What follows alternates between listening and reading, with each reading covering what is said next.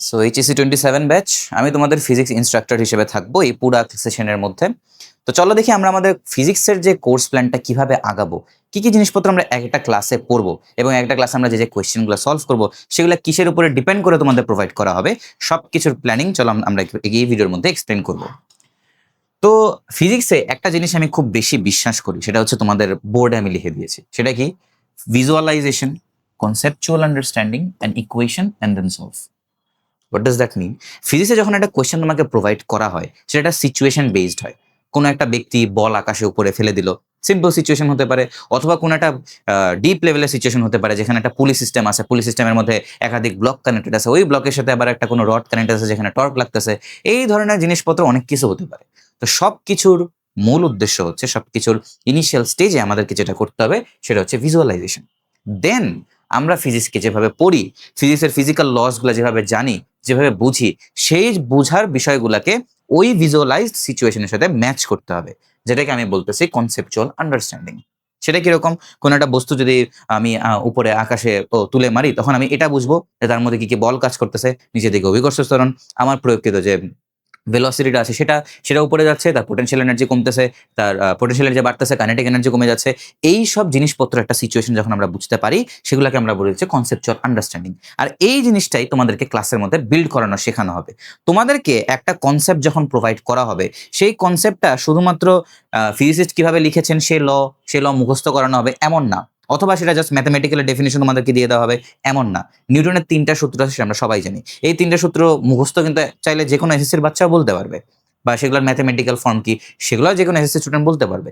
কিন্তু ওগুলার ইনডেপথ লেভেলের আন্ডারস্ট্যান্ডিং, প্রত্যেকটা টার্মের ডেফিনিশন, সেই টার্মটা ভেলোসিটি হোক, ইভেন সেই টার্মটা ভর হোক, সেই টার্মটা টাইম হোক, প্রত্যেকটা জিনিসের ডেফিনেশন, প্রত্যেকটা জিনিসের রিলেশন, কোন কোন কন্ডিশনে কোন কোন জিনিসপত্র আসবে, কোন কোন কন্ডিশনে কোন কোন জিনিসপত্র আসবে না, এই সব জিনিসপত্র আমরা ক্লাসে ডিসকাস করব, যাতে করে আমাদের প্রবলেম সলভিং এর ক্ষেত্রে কনসেপচুয়াল আন্ডারস্ট্যান্ডিংটা ক্লিয়ারড হয়ে যায়। এরপরে কি আসবে? এরপর আসবে ম্যাথের অ্যাপ্লিকেশন। অর্থাৎ ফিজিক্স কিন্তু আমরা জানি ম্যাথমেটিক্স ছাড়া কখনোই আগাতে পারবে না। আর ম্যাথের ইউজ করব আমরা ইকুয়েশন লেখার ক্ষেত্রে।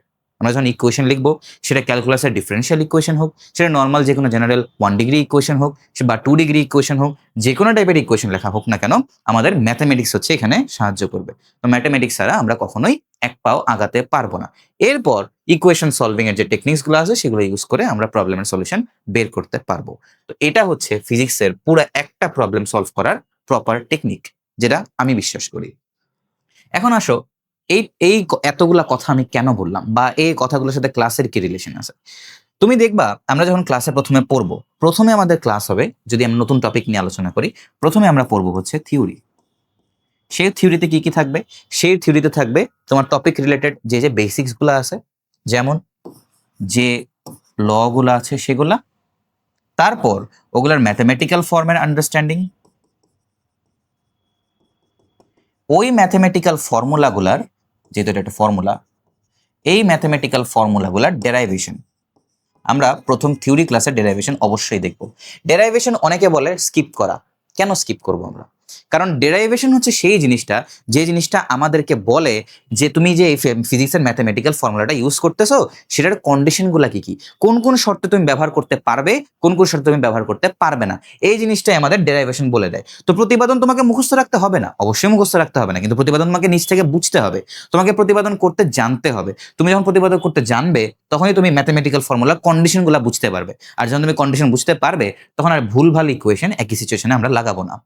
মোস্টলি আমরা যেটা করি, আমরা বিভিন্ন জিনিসের কনসেপ্ট বুঝি না, জাস্ট আমাদেরকে যেটা করা হয় ইউজুয়ালি গতানুগতিক সিস্টেমে টাইপ ভিত্তিক জিনিসপত্র ভাগ করে দিয়ে দেওয়া হয়। তো টাইপ ভিত্তিক যখন জিনিসপত্র ভাগ করে দিয়ে দেওয়া হয়, তুমি কোয়েশ্চেন দেখে ম্যাচ করার চেষ্টা করো যে আমি কোন টাইপ করছিলাম, ওই টাইপের সাথে আমি ম্যাচ করবো।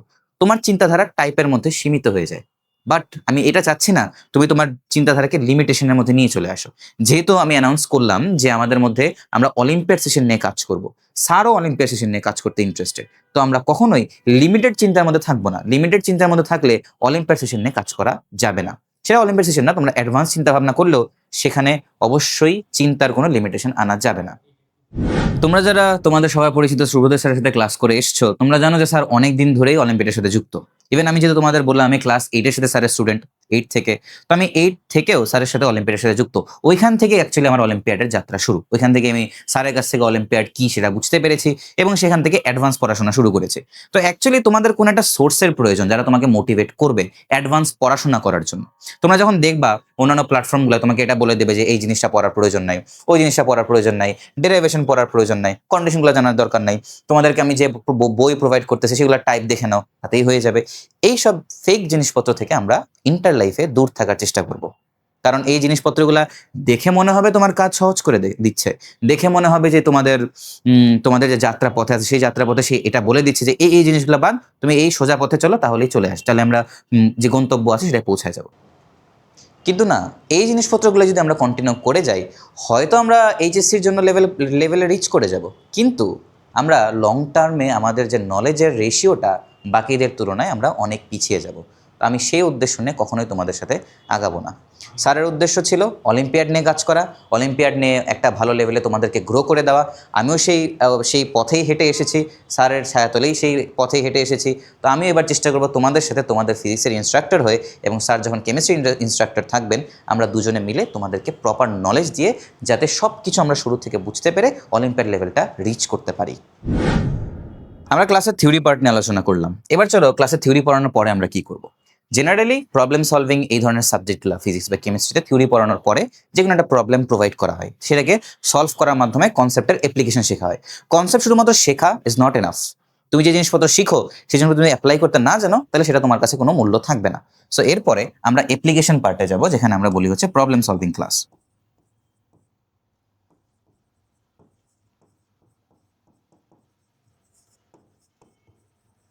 প্রবলেম সলভিং ক্লাসগুলোর মধ্যে আমরা প্রবলেমগুলোকে কয়েকটা পার্টে ভাগ করতে পারি।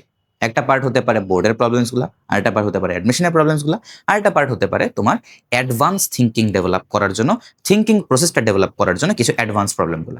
বোর্ড প্রবলেমে তোমাকে অবশ্যই ধরে ধরে প্রত্যেকটা বোর্ডে সৃজনশীল করানো হবে না। তোমাদেরকে এমন কিছু স্পেসিফিক কোয়েশ্চেন করানো হবে, সেগুলা অ্যাকচুয়ালি বোর্ডের না হোক, অন্য কোনো কলেজের হোক, বা আমাদের নিজের প্রস্তুত করা কোয়েশ্চেনই হোক না কেন, সৃজনশীল কোয়েশ্চেনগুলো হোক না কেন, তুমি যদি একটা করলে বাকিগুলা তোমার কনসেপ্ট ক্লিয়ারেন্সের কারণে তুমি নিজ থেকেই পারো। সেকেন্ডলি, অ্যাডমিশনের কথা যদি বলি, অ্যাডমিশনের লেভেলে কোয়েশ্চেন যেটা আসবে সেটা ডেফিনেটলি বোর্ড লেভেল থেকে একটু উন্নত। কিন্তু আমি তোমাদেরকে এটা বলে রাখি, আমি যখন আরেকটা টাইপের কথা বললাম, তোমাদের ক্রিটিক্যাল থিঙ্কিং ডেভেলপ করার জন্য প্রবলেমসগুলো, সেগুলো আমরা যখন তোমাদেরকে প্রোভাইড করবো, ইভেন ক্লাসেও যখন সলভ করাবো, সেগুলো সলভ করানোর পরে সাথে সাথে তোমরা যখন আমাদের সাথে ডেডিকেটেডলি লেগে থাকবা, নিজ থেকে সলভ করার চেষ্টা করবা, বাসায় যখন সেগুলো প্র্যাকটিস করবা, তখন দেখবা তোমার থিঙ্কিং লেভেল এতটাই উন্নত হয়ে গিয়েছে। বিভিন্ন ভার্সিটি অ্যাডমিশনের যে এক্সামগুলো হয়, বিভিন্ন ভার্সিটি হোক বা ইঞ্জিনিয়ারিং ভার্সিটি হোক, ইভেন মেডিকেলের যে কোয়েশ্চেনগুলো হোক, তুমি দেখবা সেগুলা তোমার ক্রিটিক্যাল থিঙ্কিং এর কাছে খুবই তুচ্ছতাচ্ছিল একটা ব্যাপার। অর্থাৎ তুমি খুব সহজেই সেই প্রশ্নগুলোকে সমাধান করতে পারতেছো। জাস্ট আমার প্রয়োজন তোমাদের একটা প্রপার ডেডিকেশন। তোমরা তখন ফিজিক্স নিয়ে জানলে না, এবার তোমাদের কোয়েশ্চেন অ্যারাইজ করতে পারে যে কেমিস্ট্রির জন্য কি আমরা সেম কন্টেন্ট পাবো? আনসার হচ্ছে হ্যাঁ, তোমরা অবশ্যই কেমিস্ট্রির জন্য সেম কন্টেন্ট পাবা।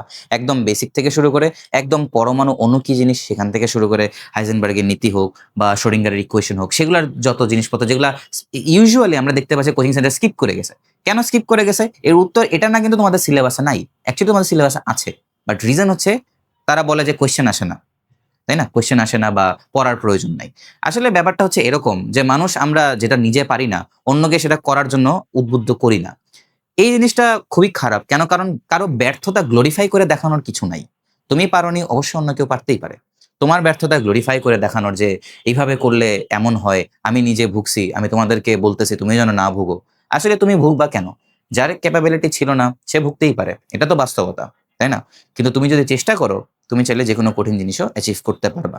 তো তোমার মোটিভেশন এর জন্য যেন আলাদা করে বলতে না হয় যে সারাদিন পড়ো।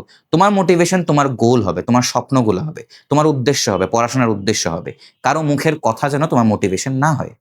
কারেক্ট? তো তুমি যখন নিজে মোটিভেটেড থাকবা, আমাদের সাথে ডেডিকেটেডলি লেগে থাকবা, তোমার রেজাল্টে তোমার মোটিভেশন নিয়ে আসবে। আলাদা করে মুখ থেকে মোটিভেশন মূলক কথাবার্তা বা কোনো কোট আমাদের থেকে ডেলিভার করতে হবে না। তো কেমিস্ট্রির কথা যেহেতু আমি বললাম, যে স্যার আমাদের কেমিস্ট্রিটা নিচ্ছেন এবং স্যার বেসিক থেকেই তোমাদের কেমিস্ট্রি পড়াবেন অ্যাডভান্স লেভেল পর্যন্ত, সেখানেও স্যার অলিম্পিয়াডের কোশ্চেন করাতে পারবেন, সেখানেও স্যার তোমাদের অ্যাডভান্স থিঙ্কিংয়ের জন্য বোর্ডের জন্য স্পেসিফিক কয়েকটা কোশ্চেন করিয়ে তারপর তোমাদের যাতে বাকি কোশ্চেন করতে কোনো অসুবিধা না হয় সেগুলো স্যার করাবেন, অ্যাডমিশনের কোশ্চেন সলভ করাবেন যাতে করে তুমি অ্যাডমিশনের কোশ্চেনের মধ্যে একটা স্ট্রং গ্রিপ পেতে পারো, এবং ক্রিটিক্যাল থিঙ্কিং করার জন্য যে কোশ্চেনগুলো সেগুলোও স্যার তোমাদেরকে শুরু থেকেই করাবে। তো সেগুলো নিয়ে চিন্তা করতে হবে না, তোমাদের অ্যাকচুয়ালি চিন্তা করার বিষয় এটাই যে তোমরা আমাদের সাথে ডেডিকেটেডলি পরিশ্রম করতে পারছো কিনা। আর আইসিটির কথা যেহেতু আমি বললাম, আমিও আইসিটি নিচ্ছি, স্যারও আইসিটি নিচ্ছেন, অর্থাৎ আইসিটি সিলেবাসকে আমরা হাফ করে আমরা দুজনে ভাগ করে নিব যাতে তোমাদেরকে প্রোভাইড করতে পারি আমরা আমাদের নিজেদের সময় মতো, এবং তোমাদের সময়কে গুরুত্ব দিয়েও তোমাদের সময় যেন নষ্ট না হয় সেই কথাটা মাথায় রেখে তারপর তোমাদেরকে প্রত্যেকটা সিলেবাসের প্রত্যেকটা কন্টেন্ট প্রোভাইড করা হবে। তো আশা করি তোমরা বুঝতে পেরেছো কেমিস্ট্রি নিয়ে ইন ডিটেলস আলোচনা স্যার তোমাদেরকে নিজ থেকে একটা ভিডিও প্রোভাইড করবে, তোমরা সেটা নিয়ে চিন্তা করতে হবে না। এতক্ষণ ধরে তোমরা আমাদের কোর্স রিলেটেড সবকিছুই জেনে ফেলেছো, এখন জাস্ট আমাদের একটা কাজই বাকি, সেটা হচ্ছে তোমাদের সাথে যুক্ত হওয়া। আমি আশা করব যাতে আমরা আমাদের যে অফিসিয়াল ডেট অ্যানাউন্সড হয়েছে অর্থাৎ অগস্টের 1 তারিখ সেদিন থেকেই তোমাদের সাথে যুক্ত হতে পারি। আর আজকের এই ভিডিওটা একটা মার্কেটিং ভিডিও ছিল না, এটা জাস্ট আমাদের একটা ইনফরমেটিভ ভিডিও ছিল যাতে আমরা কোন কোন টপিক নিয়ে বা কোন কোন গোল নিয়ে উদ্দেশ্য নিয়ে তোমাদের সাথে এই যাত্রা শুরু করবো সেটা তোমাদেরকে জানাতে পারি। তো অবভিয়াসলি আমরা আমাদের পাস্টের যে কোয়ালিফিকেশন আছে সেগুলো তোমাদের সামনে প্রেজেন্ট করে মার্কেটিং করতে চাই না, জাস্ট একটা ইনফরমেশন তোমাদেরকে জানিয়ে রাখলাম যে আমরা কিভাবে পিওর সাবজেক্ট পড়ানোর মাধ্যমে অ্যাডভান্স লেভেল যাওয়া পর্যন্ত তোমাদের সাথে এই যে একটা জার্নি শুরু করতে চাই। তো আমি এটাও বলে রাখি যে আমি আমার যে এডুকেশনাল ব্যাকগ্রাউন্ড সেটা হচ্ছে আমি ঢাকা ভার্সিটি সিএসসি তে পড়াশোনা করতেছি, এবং আমার কলেজ ছিল হচ্ছে নটরডেম কলেজ অর্থাৎ এনডিসি, এবং আমি আমার স্কুল ছিল হচ্ছে Bluebird high school and college. এখন এই ইনস্টিটিউশনাল ব্যাকগ্রাউন্ডগুলো কি অ্যাকচুয়ালি ম্যাটার করে? অবশ্যই ইনস্টিটিউশনাল ব্যাকগ্রাউন্ডগুলোর ডেফিনেটলি একটা গুরুত্ব আছে তোমার লাইফে, কিন্তু তার থেকেও বেশি গুরুত্বপূর্ণ হচ্ছে একটা ভালো মেন্টর এবং নিজের শ্রম দেওয়াটা। তো আমি শুরু থেকে আমি যেহেতু তোমাদের বললাম আমি ক্লাস 8 থেকে স্যারের স্টুডেন্ট, অর্থাৎ আমি ক্লাস 8 থেকে স্যারের কাছ থেকে পড়াশোনা করে আসছি, স্যারের পড়াশোনার স্টাইল ফলো করে আজকে আমি এখানে তোমাদের সাথে স্যারের পাশাপাশি তোমাদের কাছে এই ফিজিক্স নিয়ে হাজির হয়েছি, ফিজিক্স নিয়ে তোমাদেরকে আমি পড়াবো। তো স্যার যেভাবে আমি স্যারের কাছ থেকে ইন্সপায়ার্ড হয়ে স্যারের পড়াশোনার কাছ থেকে ইন্সপায়ার্ড হয়ে নিজে গ্রো করেছি এবং নিজে এই পর্যায়ে এসেছি, অবশ্যই স্যার অনেক শ্রম দিয়েছে আমাদের পেছনে, আমাদের মতো আরো অনেক স্টুডেন্টের পেছনে, তোমাদের পেছনেও স্যার ইকুয়াল শ্রম দিতে রাজি আছেন। তোমরাও স্যারের কাছ থেকে ইন্সপায়ার্ড হয়ে এবং আমাদের মতো যারা সাধারণ স্টুডেন্ট স্যারের আশীর্বাদের কারণে এত দূর পর্যন্ত এসেছে, তোমরা অবশ্যই সেখান থেকে ইন্সপিরেশন নিয়ে নিজেদের পরিশ্রমে নিজেরা এগোতে পারবে। তো চলো আমরা স্যারের কাছ থেকে কিছু জিনিসপত্র শুনে আজকে আমরা ভিডিওটা শেষ করব। তো প্রিয় এইচএসসি 27 ব্যাচ, হোপফুলি তোমরা এতক্ষণ ধরে রিয়েলাইজ করতে পারছো যে কিভাবে আমরা সামনের দিকে আগাবো। Hopefully Sukalpa A to Z তোমাদেরকে ক্লিয়ার করতে পেরেছে। তো তাও তোমাদের মনে যদি অন্য কোনো কোয়েশন অ্যারাইজ করে, তাহলে আমি অন্য কোনো একটা ভিডিওতে আবার এই কোয়েশনগুলো আনসার দেওয়ার ট্রাই করব। তো এতক্ষণ সাথে থাকার জন্য তোমাদেরকে অনেক অনেক ধন্যবাদ।